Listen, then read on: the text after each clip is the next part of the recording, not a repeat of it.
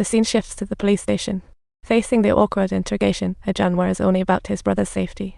Detective Jian calmly says it's due to his brother's early police call. John looks baffled. Even Enjai questions Azan why report his brother. Couldn't he find another scapegoat? Azan gave no explanation, instead handing the police a video from a sky drone, capturing Old Zhang's murder in full. Mr. Bai is a hidden devil. Police are shocked. Mr. Bai is the murderer. Old Zhang's wife and son also seem victimized. Meanwhile, he's conspiring with the chief on a grand scheme.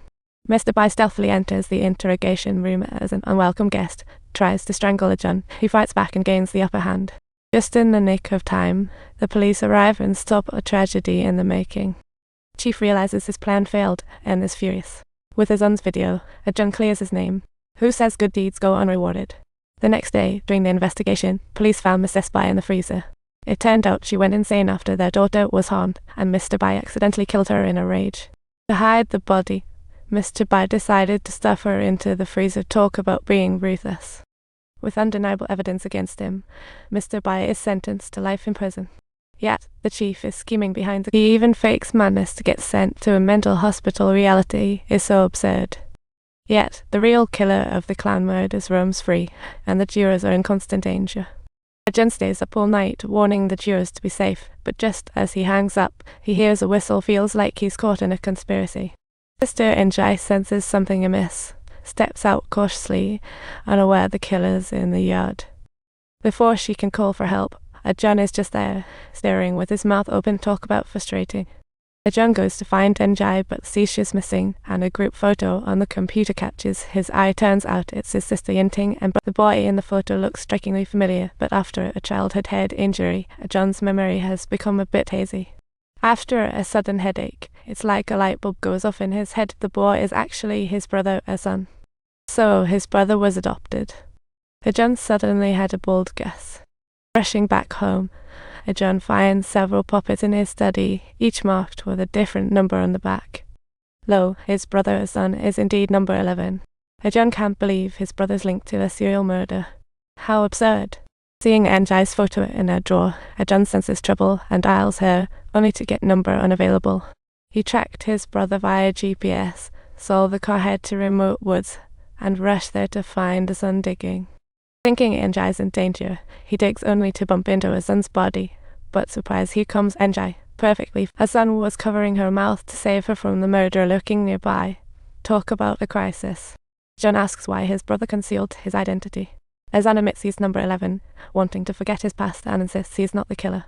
As he's about to leave, Azan receives a message containing a photo of him and Enjai's sister. So creepy. Azan, sensing his sister's danger, rushes home but suffers intense pain upon entering the attic. Blood seeps from under him as Azan shakily opens the cabinet, revealing a gruesome scene. His sister's met a tragic. Enjai cries out in despair, while Azan's heart literally aches. His sister had always admired him from afar. The bond has been slowly growing, and Azan believes this is a warning from the killer. Such a villain. That night, because he saved Enjai, the killer's plan went awry, hence the venting of rage toward her sister. When asked by John, his brother discloses their orphanage experience, stating John knew Yun's eye but lost touch after adoption. Now, a judge, he just wants to live well, escape past shadows, no murder. Puppets on the desk. Azan simply wanted to carve them for keepsakes. See, he's just a woodworker. Seeing his brother's sincerity, John chooses to trust him. The next day, he returns to the attic. He spots words on the cabinet door, a clue from his dying sister, just Cowan. The truth will soon be revealed. Ever since his sister's death, John has been unable to cope with the grief. To keep Enjai safe, he decides to let her stay. Ahau, one of the jurors, often chats with him. He's a warm, gentle guy, but he's got quite the tale himself. Enjai asks her mother about events 20 years ago. Her mother reveals a hidden secret, a heavy burden. She had aspired to be a nurse in the orphanage, but due to poor conditions, many sick children couldn't be treated in time, and sadly she once sought out a radio reporter to expose the issue, but there were no updates afterward. Is such a pity. Mr. Bai had threatened her several times. Feeling powerless, she chose silence. Meanwhile, the police learn that reporter Pei has disappeared.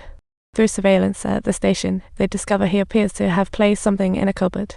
In the blink of an eye, it's taken away, and John instantly recognizes his brother's figure. His heart races anxiously. Based on colleagues' probe, driver Yu met his brother before dying, arousing Ajun's doubts. What a tangle of suspicions. Ajun rushes home, checking his brother's belongings, even the trunk. Sure enough, he finds the black outfit. Upon opening the compartment, there lay the very same black clothes from the surveillance, solid proof. Even the yellow paint and the shoes so matched the killer's footwear. Ajun can hardly believe it and rushes home to confront his brother face to face. But Enjai tells him his brother just left home. Ajun dashes to the garage, but he's already missed him by a hair's breadth.